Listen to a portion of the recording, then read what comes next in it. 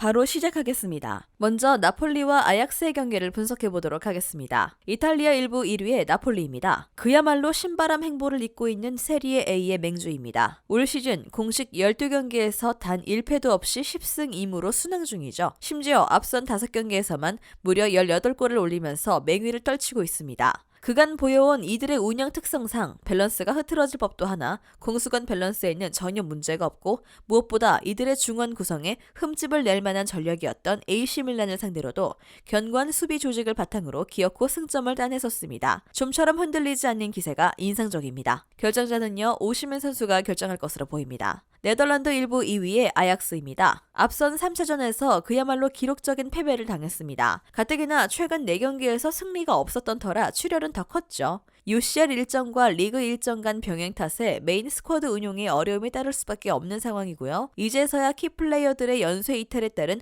후폭풍이 일고 있는 셈입니다. 결정자는요, 타디치, 산체스, 카플란 선수가 결정할 것으로 보입니다. 아약스가 지난 3차전만큼이나 호전적인 기세로 본 일정에 달려들 것 같지는 않습니다. 그렇다고 작정한 수비 전략과는 분명 거리가 먼 전력인데요. 특히나 올 시즌 나폴리는 자국 리그에서도 수비 지향적인 전력들을 분수하는데 큰 어려움이 없었습니다. 간판 일선의 부재가 어느 정도 영향을 미치겠으나 워낙 공격 채널이 다양합니다. 근소한 차 리드를 점하는 데는 무리가 없을 것이고요. 홈승 3.5오버 접근을 필히 안고 가야 하겠습니다. 다음은 AT 마드리드와 클럽 브류의 경기를 분석해보도록 하겠습니다. 스페인 1부 4위의 AT 마드리드입니다. 3차전 완패 이후 약체 지로나와의 홈승부에서도 간신히 신승을 따냈을 뿐입니다. 그리즈만의 완전 이적이 확정됐지만 팀 분위기 자체가 최고조는 결코 아닙니다. 결정자는요, 요렌테, 레길론, 펠리페 선수가 결정할 것으로 보입니다. 벨기에 1부 3위의 클럽 브류에입니다. 앞선 3차전에서 그야말로 완벽한 승리를 따냈습니다. 슈팅수 7대20의 열세에도 불구하고 정교한 역습 전략을 발휘했고 무엇보다 바나켄과 수비 라인을 축으로 한 코어 싸움에서 뒤지지 않았습니다. 이번 일정이 원정 4차전이긴 하나 무리한 수비 전략으로 전원할 가능성이 비교적 낮은 궁극적인 이유이기도 하죠. 결정자는요, 리츠, 보야타, 오타소이 선수가 결정할 것으로 보입니다. AT 마드리드가 주도할 수 있는 환경은 결코 아닙니다. 클럽 브류헤 역시 원정에서 딱히 무리한 운영 플랜을 펼쳐 보이지 않을 가능성이 높습니다. 공통적으로 대량 득점과 잘 어울리는 클럽은 아니며 우세 전력으로 꼽는 AT 마드리드는 여전히 1-3 득점력에서의 한계를 극복하지 못하는 중이죠. 2.5 언더 위주의 소모전 양상을 예상하는 편이 옳겠습니다. 다음은 레인저스와 리버풀의 경기를 분석해보도록 하겠습니다. 스코틀랜드 1부 2위의 레인저스입니다. 직전 리그 일정에서의 대승이 인상적이었으나 주축 전력들은 대부분 소진해버렸습니다. 반 브론크호스트 감독은 앞선 인터뷰에서 우리가 이 대회에서 이유하기 위해서는 방침을 바꿔야 한다고 언급했을 정도인데요. 상황에 따라 뉴페이스 기용까지도 불사할 것으로 보입니다. 결정자는요, 맥러플린, 헬란더, 사우터, 오포보르, 하지 선수가 결정할 것으로 보입니다. 잉글랜드 1부 10위의 리버풀입니다. 아스날을 상대로 3대2 분패, 3경기 무패 행진은 아쉽게 종료됐습니다. 현 스쿼드 특성상 많은 주력 옵션들에게 휴식을 부여할 수 없는 상황입니다. 어쩌면 레인저스의 플랜 A에 비해 그 신선도는 떨어질 가능성도 있겠습니다. 클롭 감독은 직전 3차전에 앞서 4명의 공격수를 전진 배치하겠다는 뜻을 밝혔는데 실제로 가동했습니다. 사실상 4-2-4와 같은 포메이션인데 이 방식을 통해 레인저스의 배후 공간을 구석구석 헤집었죠. 조타와 누니에스가 보다 PK 박스 인근에서 많은 기회를 보장받았는데 대개 이러한 구성 속에서 부지런한 1차 압박 전략을 쏟아냈습니다. 적어도 현 레인저스의 후방 구성원들이 이들의 1차 압박을 훌훌 털어낼 만큼 조직은 아닐 것입니다. 최소한의 득점 가능성은 열려있겠습니다. 결정자는요, 케이타, 존스, 챔벌레인, 디아즈 선수가 결정할 것으로 보입니다. 본 4차전을 앞두고 레인저스의 반 브론크호스트 감독은 강력한 1차 압박 전략을 이미 시사했습니다. 리버풀 역시 1차 압박과 왕성한 활동량, 빠른 공수 전환을 바탕으로 진흙탕 양상을 구현할 수 있는 능력은 갖추었죠. 진흙탕 양상으로 전개될 가능성은 상당히 보입니다. 승리팀 예측과 최종 조합픽은 고정 댓글에 나와 있는 정보방에서 제공해드리겠습니다.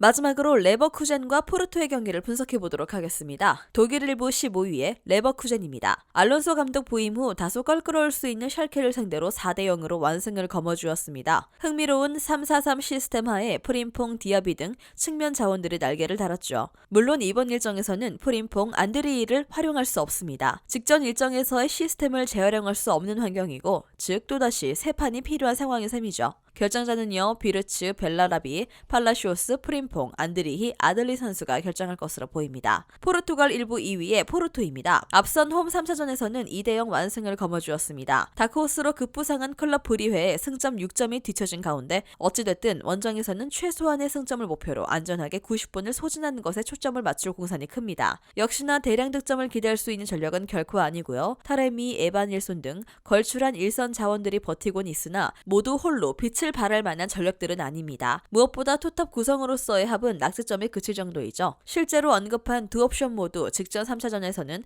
도합 64회의 볼 터치 중 단 7회의 볼 터치만을 상대의 PK 박스 안에서 시도했을 뿐입니다. 결정자는요, 페페 선수가 결정할 것으로 보입니다. 신인 감독 알론소 히와 3사전의 조직에 큰 변화 기류가 감지되고 있습니다. 포르투가 볼 점유에 딱히 관심이 없다는 점, 특히나 원정 일정에서는 철저한 선수비, 후역습 위주로 방향성을 설정한다는 점이 레버쿠젠에게는 긍정 요인으로 보입니다. 레버쿠젠 승 2.5버 접근을 전망합니다.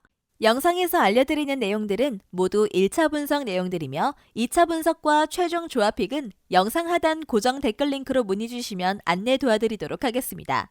시청해주셔서 감사합니다.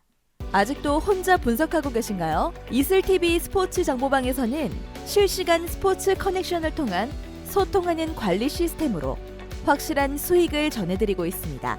정보방 입장 조건은 없으며 일반인들은 쉽게 접할 수 없는 배당 흐름 분석, 모든 경기 라인업과 결장자, 마지막으로 분석 모델링을 통한 최종 조합픽까지 무료로 제공해드리고 있습니다. 물론 마음에 안 들면 둘러보시고 나가셔도 됩니다.